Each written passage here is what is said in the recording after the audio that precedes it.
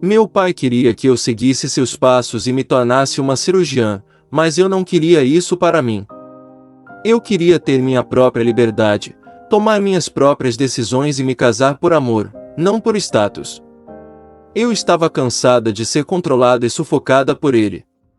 Então, decidi me rebelar e encontrar minha própria felicidade, mesmo que isso signifique ir contra as expectativas de meu pai. Durante nossa discussão acalorada, mencionei que escolheria um homem que realmente amasse. Ele falou do Pedro Borges, um jovem promissor cujo pai era um deputado conhecido. Ele argumentou que ele poderia me proporcionar uma vida confortável e sem preocupações. Meu pai, é claro, defendeu sua visão de forma intransigente, elevando a voz. Eu nunca quis fazer algo de ruim para ele, mas sentiu que ele não me ouvia, não me permitiu viver minha própria vida. Aquela noite foi especialmente difícil para mim. Corri para o meu quarto chorando e abracei o retrato de minha mãe falecida, desejando que ela estivesse lá para me entender. Sentia-me sufocada pelo amor de meu pai, como se não pudesse ser eu mesmo. Eventualmente, adormeci, sentindo o calor reconfortante e a voz calma de minha mãe em meus sonhos. Minha mãe faleceu quando eu era muito jovem, e desde então meu pai se envolveu totalmente ao trabalho, tornando-se um homem bem-sucedido. Ele sempre me deu o melhor, graças aos seus esforços. Ao mesmo tempo, ele controlava tudo na minha vida, desde as babás e seguranças até os estudos rigorosos. Eu não podia correr e brincar livremente como as outras crianças, nem tomar minhas próprias decisões. Apesar de tudo, consegui me formar na faculdade como economista. Eu pensei que finalmente poderia viver minha própria vida, mas então descobri os planos de casamento de meu pai para mim. Foi o limite. Eu me revoltei contra ele e discuti ferozmente. Ele, conhecendo minha teimosia, convidou rapidamente a família de Pedro para um jantar no dia seguinte, na esperança de concretizar o casamento arranjado. No jantar, meu pai elogiou Pedro e tentou convencer a todos de que éramos um casal perfeito. Pedro, com seu ar pretensioso, admitiu e sorriu maliciosamente para mim. Eu não suportava a ideia de me casar com ele, pois o via como um gastador irresponsável que vivia à custa do pai. Eu o confrontei, dizendo que não suportava sua atitude e que queria viver minha própria vida, não a que meu pai havia planejado para mim. Aquela discussão acalorada resultou em minha fuga para o quarto, onde liguei para minha amiga Mariana e desabafei sobre minhas tristezas e frustrações. Em meio às lágrimas, ela sugeriu, em tom de brincadeira, que eu ficasse noiva de um mendigo para escapar do casamento arranjado. A princípio, achei a ideia absurda, mas comecei a considerá-la seriamente. Talvez essa fosse uma forma de mostrar a meu pai que eu não seguiria suas imposições. Decidi, então, cancelar o casamento com Pedro e dizer a meu pai que estava noiva de um mendigo. Obviamente, eu precisaria encontrar alguém para interpretar o papel de meu noivo e encenar toda a situação. Mariana logo percebeu que era apenas uma ideia boba e me encorajou a enfrentar meu pai de frente, sem continuar a falsidades. Com coragem renovada, confrontei meu pai e contei sobre a farsa do noivado com o mendigo. Ele ficou furioso e rasgou o jornal que noticiava o certo noivado. Nossas relações se deterioraram ainda mais, e ele cortou todos os laços financeiros comigo, afirmando que não receberia mais nada dele. Eu estava disposta a enfrentar as consequências e seguir meu próprio caminho. Mudei-me para um modesto apartamento e comecei a me adaptar a essa nova fase da minha vida. A liberdade e a independência que tanto desejava estava finalmente ao meu alcance. No entanto, a solidão me assombrava. Decidi visitar Duarte, o mendigo que havia conhecido antes, para compartilhar minhas angústias. Ele me acolheu emocionalmente e me confortou, dizendo que eu precisava de tempo para me recuperar e descobrir o que realmente queria. Ele me mostrou os prazeres simples da vida e me encorajou a arriscar e viver de acordo com meus próprios desejos. Durante aquela semana, caminhamos juntos pela cidade, aproveitamos as pequenas coisas e conversamos sobre nossos passados e sonhos. Eu compartilhei sobre a minha vida em uma gaiola dourada e ele sobre sua vida como um jovem que não teve muitas oportunidades. Nossas experiências eram opostas, mas encontramos conforto e compreensão um no outro. No fim, tudo se resume a um sentimento mútuo de liberdade e confiança. Descobri que, mesmo sem toda a riqueza e comodidades que meu pai proporcionava, eu poderia ser feliz e realizar meus próprios sonhos. Eu não precisava viver uma vida moldada pelas expectativas dos outros, ainda havia muitos desafios pela frente, mas eu estava determinado a enfrentá-los e trilhar meu próprio caminho. Eu finalmente estava começando a viver a vida que eu queria, longe das amarras e do controle de meu pai. Decidi me esconder dele nesta cidade por algum motivo, mas confio em você, mesmo sabendo pouco sobre você. Estou pronto para arriscar e embarcar nessa jornada independente ao seu lado. Vamos alugar um apartamento, farei um curso de cabeleireira e você encontrará um emprego. Viveremos do jeito que quisermos, sem que ninguém nos diga o que fazer, de forma delicada. Duarte puxou Laura em sua direção e beijou apaixonadamente nos lábios. A garota sentiu como se o chão desaparecesse debaixo de seus pés e milhões de borboletas voassem em seu estômago. Ela nunca havia experimentado essas emoções com ninguém antes. Passaram-se 6 meses desde então. Quanto ao Sr. Júlio, ele havia perdido sua paz e sono após o escândalo ensurdecedor do cancelamento do casamento. As pessoas pensavam e falavam às suas costas, dizendo que sua filha era uma tola por não se casar com um homem rico e fugir com um vagabundo. O pai odiava aquele vagabundo, mesmo sem tê-lo visto uma vez sequer. Como ele ousava levar embora seu tesouro mais precioso, sua filha? O que faltava da Laura? Por que ela fez isso? Ela tinha tudo do melhor, diferente de todos os outros, mesmo que o Sr. Júlio estivesse zangado com sua filha por suas travessuras, ele sentia muita falta dela. Afinal, durante todos esses anos após a morte de sua esposa, ele não conseguiu amar mais ninguém. Não permitia que ninguém entrasse em seu coração e, então, dedicava todos seus sentimentos à sua amada filha. Talvez ele tenha se preocupado demais com ela, a protegido e vigiado, mas tudo isso era por um grande amor. Agora, sem Laura, a casa estava completamente vazia. O homem andava pelos quartos à noite, bebia café amargo e muitas vezes chorava em segredo enquanto estava sentado na cama de sua filha, segurando seu pijama de seda com ursos engraçados. O Sr. Júlio não pretendia realmente expulsar sua filha de casa, ele apenas queria dar uma lição a ela.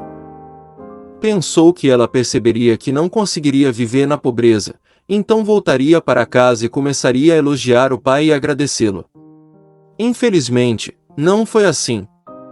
Não havia notícias de Laura, nenhuma ligação, nenhuma carta. O coração do pai estava triste. No final, o Sr. Júlio não aguentou e contratou um detetive particular para encontrar Laura. Ele queria ir e dar uma lição nesse vagabundo por levar embora sua filha, e de uma maneira ou de outra, trazer Laura de volta para casa. Uma semana depois, ele obteve um novo endereço de Laura. Agora ela morava em outra cidade e adotou o sobrenome Ferreira.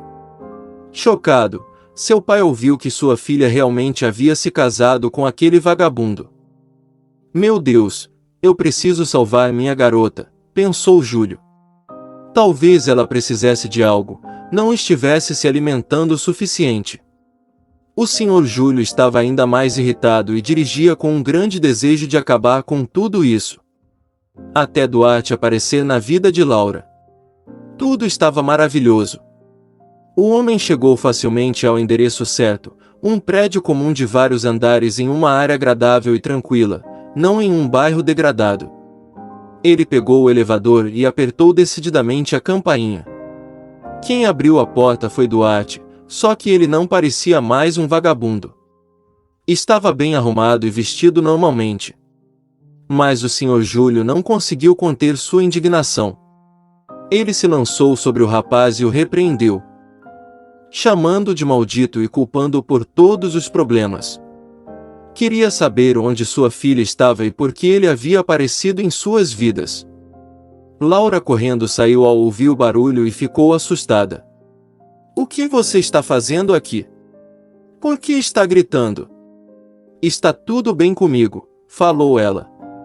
No apartamento, à luz do dia, o Sr. Júlio pôde examinar corretamente o rosto do rapaz e sua mandíbula simplesmente caiu de espanto. Duarte era uma cópia exata de uma pessoa que o Sr. Júlio conhecia em sua juventude. O Sr. Júlio começou a sussurrar: você se parece muito com alguém que conheci. Me diga, qual é o nome do seu pai e da sua mãe? E por que você acabou nas ruas, surpreso? Duarte respondeu: o nome do meu pai era João. Ele foi, como posso dizer, delicadamente, morto quando eu tinha 3 anos. E o nome da minha mãe era Maria. Ela me deixou em um orfanato. Não sei o porquê, ainda luto com essa pergunta. Depois de mal sobreviver, fugi aos 15 anos e vaguei pelo mundo até que, por acidente, conheci sua Laura. Me apaixonei tanto por ela que decidi começar uma nova vida. Agora, não sou mais um sem-teto. Trabalho em um canteiro de obras e ganho o suficiente. O Sr. Júlio olhou para ele com espanto, e de repente, caiu em choro. Sussurrando disse: me perdoe, Duarte. Mas eu sei porque sua mãe o abandonou e como seu pai morreu. Você é a cara dele. Me perdoe, se puder. Sou culpado pelo destino que você teve. Que pessoa sem caráter eu sou. Duarte e Laura não entenderam nada. A jovem achou que seu pai estava prestes a enlouquecer de nervosismo. Pai, levante-se. O que há de errado com você? O que está falando? Tome esse chá aqui, coloque algumas gotas de calmantes para você se acalmar. Conta-me tudo com calma. O homem respirou fundo e começou a contar. Eu era o chefe do departamento de emergência. Muitas pessoas na cidade me conheciam. Um dia, trouxe um criminoso de alto escalão, João Ferreira, diretamente para minha casa. Ele estava gravemente ferido. Morrendo. Eu disse imediatamente que não havia chance de salvar, especialmente em casa, mas ele implorou para que eu o salvasse. Eu tentei. Embora tenha removido as balas, o sangramento ainda não parava. João não tinha muito tempo de vida, e eu honestamente disse isso a ele. Então, superando a dor, ele sussurrou no meu ouvido: doutor, tenho um trabalho para você. Tem uma casa de madeira, sobre o telhado do galpão, há um monte de dinheiro em uma maleta preta. Não pergunte de onde veio. Pegue um pouco para você, pelos seus honorários, e leve o resto para este endereço. Minha esposa e meu filho terão dificuldades. Por favor, dê a eles tudo. Mas, eu te imploro. Não posso pedir isso aos meus amigos, sei que eles vão pegar tudo para eles. Mas você é um homem honesto, você não vai me decepcionar. João morreu em meus braços. Seus amigos ficaram muito desapontados por eu não ter salvado seu amigo. Eles passaram a me repreender, mas depois se acalmaram e levaram o corpo com eles. No começo, não acreditei nas últimas palavras de João. Que fosse delírio. Mas uma curiosidade falou mais alto, e fui para essa mesma casa de campo. Encontrei a maleta cheia de dinheiro. Fui à casa dele para entregar o dinheiro a sua esposa e filho, mas eles não estavam em casa. A ganância tomou conta de mim. E não os procurei mais. Abri minha própria clínica, comprei equipamentos caros, me casei e tudo começou a melhorar. Constituí minha família, meu trabalho prosperou. Mas, infelizmente, minha esposa faleceu, e criei minha filha sozinho. E agora, muitos anos depois, quando vi você, Duarte, percebi que havia feito. Se eu tivesse agido com honestidade naquela época e ainda tivesse procurado você e sua mãe, tudo teria sido diferente para você. Não teria sofrido, Teria começado uma nova vida, e sua mãe não teria precisado te deixar em um orfanato. Não fique com raiva de sua mãe. A culpa é toda minha, somente minha. Me perdoe, se puder. O Sr. Júlio estava terrivelmente envergonhado. Sentou-se no sofá, cobriu o rosto com as mãos e silenciosamente começou a chorar. Laura não esperava ouvir tais palavras de seu pai. Ela não sabia como reagir, apenas piscava com frequência, permanecendo em silêncio, digerindo o que tinha ouvido. Emoções misturadas dominavam Laura. Por um lado, ela sentiu muita pena de Duarte. Seu destino era realmente triste e terrível. Ele não teve infância, e foi por causa de seu pai. Mas, por outro lado, sentia pena de seu pai, que agora chorava porque estava arrependido, reconhecendo seu erro, ainda que tarde. A jovem tentou amenizar a situação e disse: "Sabe de uma coisa? Vamos todos nos acalmar e tomar um chá. Pai, vou fazer seu chá favorito com bergamota. Não precisa me levar de volta, pai. Eu não vou voltar. Veja, estou aqui com Duarte, totalmente feliz. Sim, eu não sou uma economista chique, apenas uma cabeleireira comum. Eu realmente tenho tudo o que preciso, um trabalho que eu gosto, um marido amado. Não preciso agradar a ninguém, sou quem sou e não preciso de mais nada." O Sr. Júlio olhou para sua filha com surpresa. Seus olhos ardiam, e era evidente que ela era feliz. E isso até o ofendeu um pouco. Então, por que ele tinha cuidado dela durante todos esses anos? O homem de repente sentiu que realmente havia agido de forma insana. Tudo estava seguindo muito rápido, com medo de não ter tempo suficiente, de não ganhar o suficiente. A vida estava passando. Talvez fosse necessário parar, respirar, olhar ao redor e simplesmente viver, aproveitando cada dia, regozijando-se com coisas simples, como sua filha faz. Você deveria se orgulhar de sua filha, porque dinheiro e riqueza não a estragaram, e ela não se tornou uma daquelas garotas glamorosas e vazias. Você só pensa em dinheiro e resorts, mas ela continua a mesma e preservou sua alma. Não se encontra isso com frequência nos dias de hoje. O mundo está apodrecendo, as pessoas se tornaram ruínas em sua busca por fama e dinheiro, e pararam de apreciar o que Deus dá. É assustador. Laura e eu continuamos a aproveitar um ao outro todos os dias, em cada pequenas coisas. Mesmo nas coisas comuns, podemos encontrar algo positivo. Se estiver ensolarado e quente hoje, ótimo, então com certeza iremos dar um passeio no parque, aproveitando os raios suaves. A chuva e o frio também não são um problema. Fazemos chocolate quente, sentamos juntos com um cobertor quente, assistindo a um filme emocionante enquanto a chuva cai lá fora. Mas estamos tão aconchegantes e confortáveis.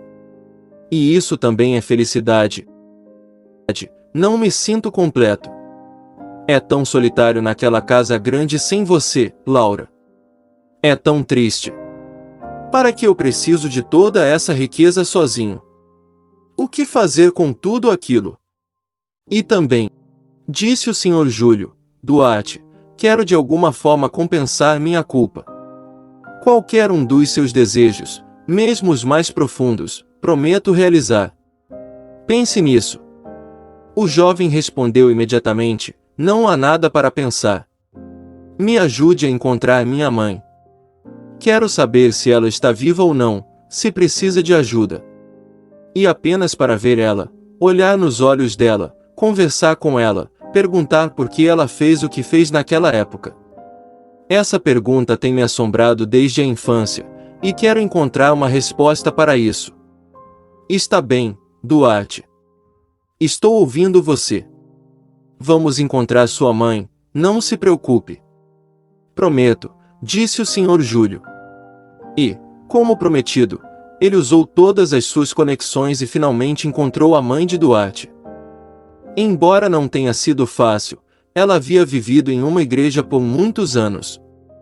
Ela trabalhava duro e rezava dia e noite. No início, a mulher se negou a falar com o detetive particular. Então Duarte mesmo visitou o padre. Ele ouviu atentamente o jovem e depois disse: Eva tem vivido aqui há 10 anos. Ela foi encontrada na rua. Ela estava desmaiada e muito mal, em estado grave. Não sei por que a trouxe até nós. Talvez fosse vontade de Deus. Não mantemos as pessoas aqui à força, é uma escolha pessoal de cada um. Quando Eva recuperou a consciência, a tratamos, mas ela se recusou a sair, dizendo que não conseguiria sobreviver na rua. Então ela ficou aqui. Ela é uma pessoa reservada sobre si mesma. Vou tentar falar com ela, mas se ela se recusar a se encontrar com você, infelizmente não poderei ajudar, falou o padre. Mas sua mãe veio falar com Duarte. O filho pediu que sua mãe saísse daquele lugar. Não, filho, não vou sair daqui. Esse é o meu lugar, minha paz está aqui, minha alma encontrou salvação. Estou muito feliz por você ter se tornado uma pessoa maravilhosa, que não se tornou amargurado e não seguiu pelo caminho errado como eu. Você se casou. Desejo a você e a sua esposa apenas felicidade, e vou rezar intensamente para que o Senhor lhes dê filhos.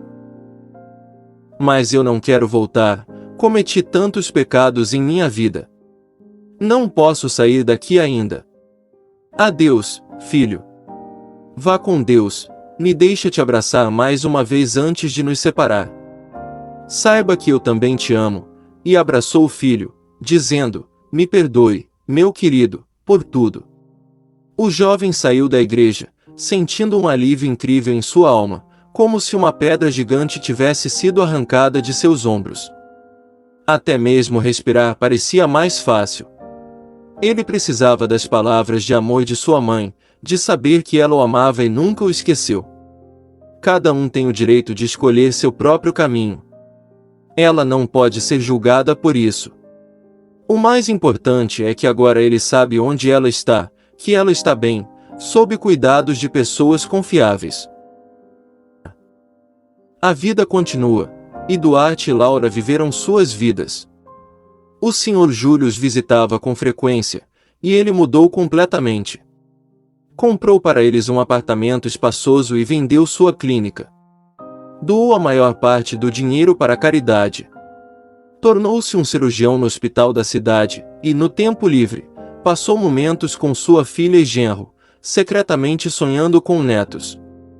Pouco depois de começar em seu novo emprego, o Sr. Júlio conheceu uma boa mulher, uma enfermeira chamada Milena.